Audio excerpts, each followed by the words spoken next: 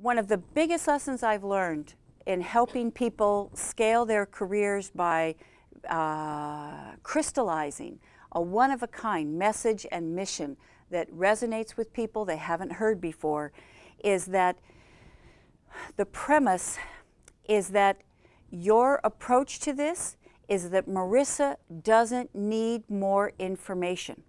She already has, she runs Information Experts, she already has a lot of information, and information falls on deaf ears because we're saturated. So you're not going to give her more advice or information.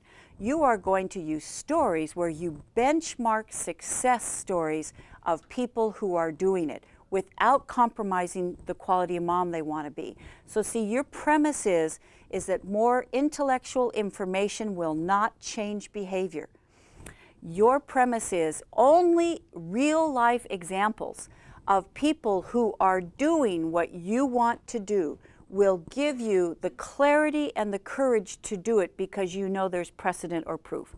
Fair to say? Very good. Okay, so person, problem, premise. Next is process or program or product. So you're saying it doesn't have to be that way. There's a better way, a more effective way, a more congruent way. And I've got the way.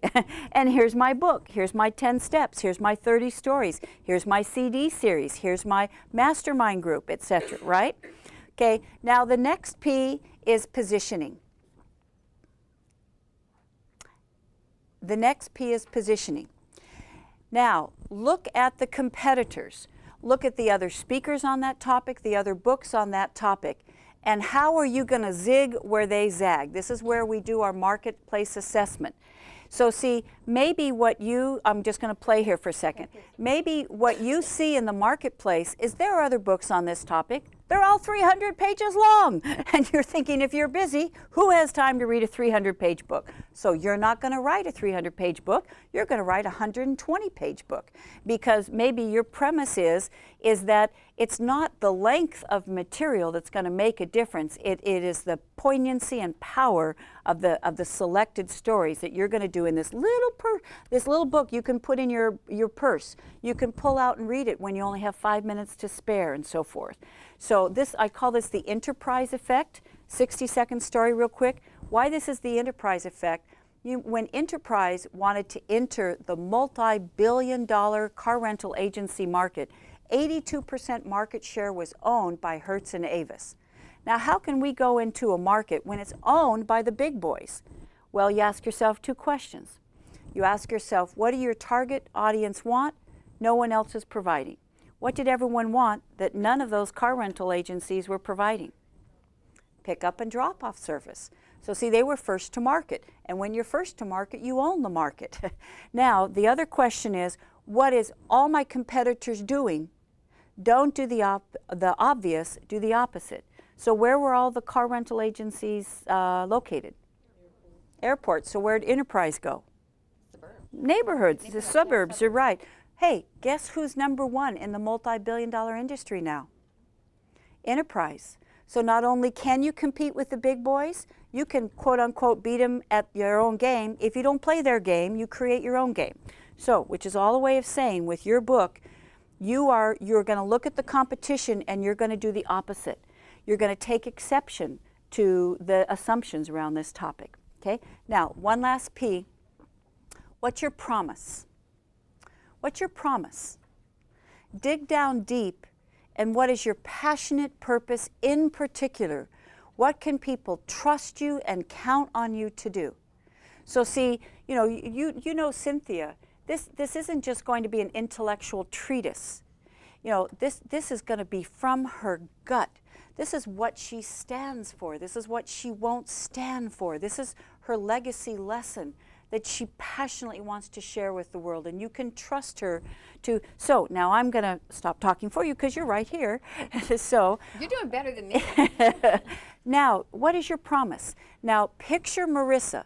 You're going to write a book that no matter how busy she is, she will have the time and the incentive to read this. The lights are going to go on, the band's going to play, because here is your passionate pouring out of what of what you want that book to represent, what she can count on it to deliver? It will be a soulful book that will touch the intellect and the heart and the passion and the belief that you can make change happen in your life and where you're going, and that you don't have to be afraid.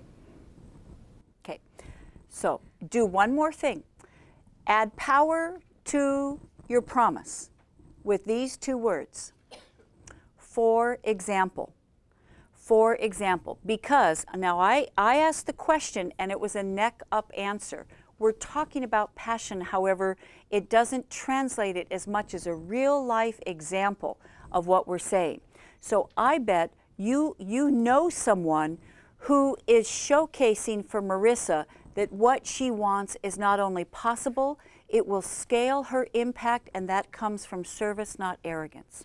So please make it come alive. Someone you see in action who is role modeling everything that Marissa would like to do, and that's what she can count on reading about in this book. For example, Christina Bueri, who's the CEO of Rest and Limo, has built her business by extending herself and looking at ways to touch business in the improbable ways, by not standing in the traditional ground, by standing in the untraditional place and making herself available.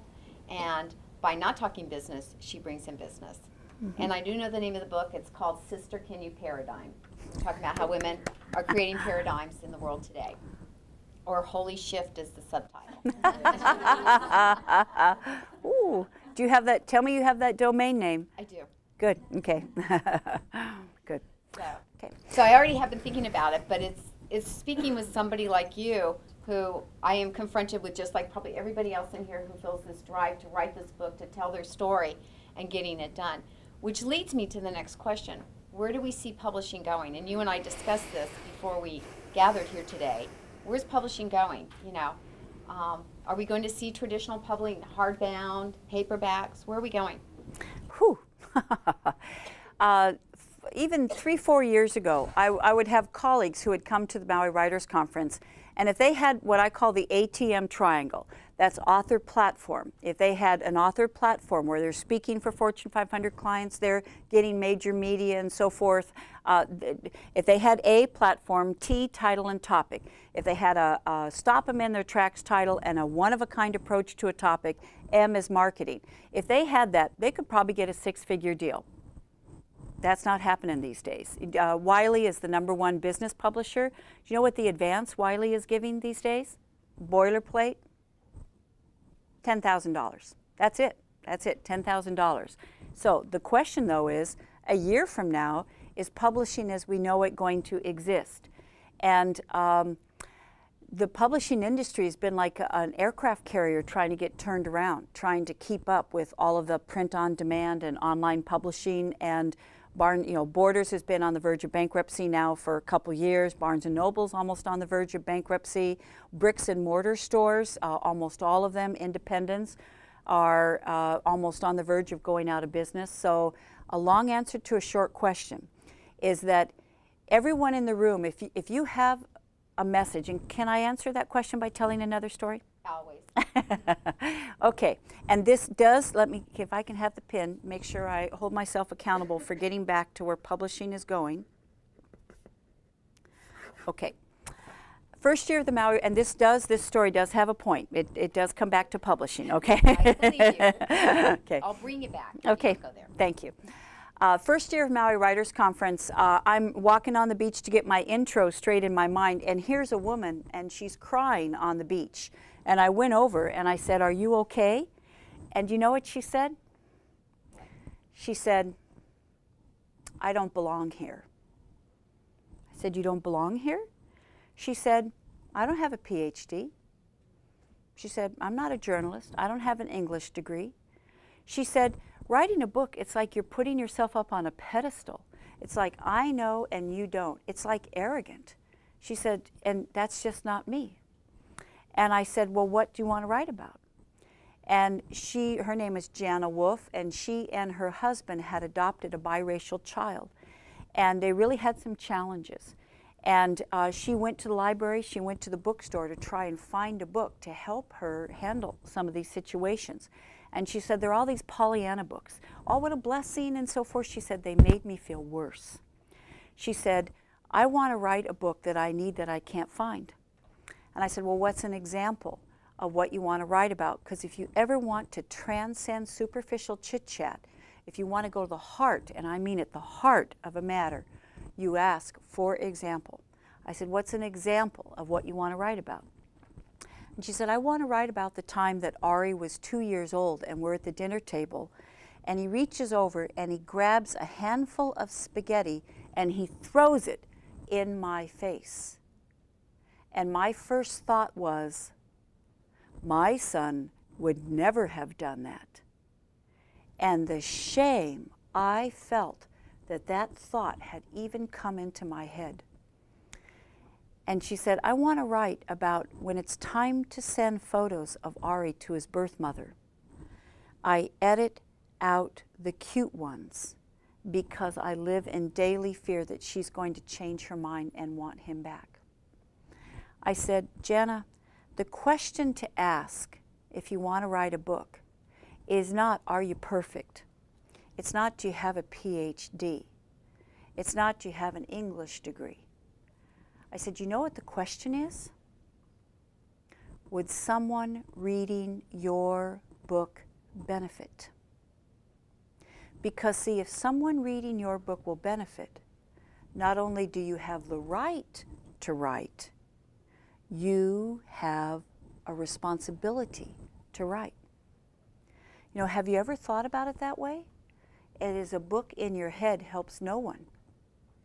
If you have a message that will add value for people, that will enlighten people or educate people, you have a responsibility to write. So see, Cynthia, you know, through CEO Chick Chat, through Success in the City, you make a difference for so many people. I've seen you in action when you were the MC for Nifty's Gala and so forth. You make a difference for thousands of people. It is not arrogant for you to put something aside for 2 months to get everything you've observed and learned and experienced in a book that goes out in the world. Because Jana, her book, Secret Thoughts of an Adoptive Mother, not a day goes by where she doesn't get an email or a fax from someone who says, I thought I was the only one who'd ever thought that. Thank you for letting me know that I'm not a bad person. Because what you've created, you are coming from a place of facilitating a forum where people can come and connect and learn from each other in meaningful ways and go back out in their careers and in their world and make a difference for people. So it is not selfish of you to write. It is not indulgent for you to write. It is your opportunity to humbly submit it, take your experiences and put them in a form that will go out, and someone in Kansas who's all alone and who wants to build a business, but everyone's telling her, well, what's your background? You don't have a degree. Who are you to open a business?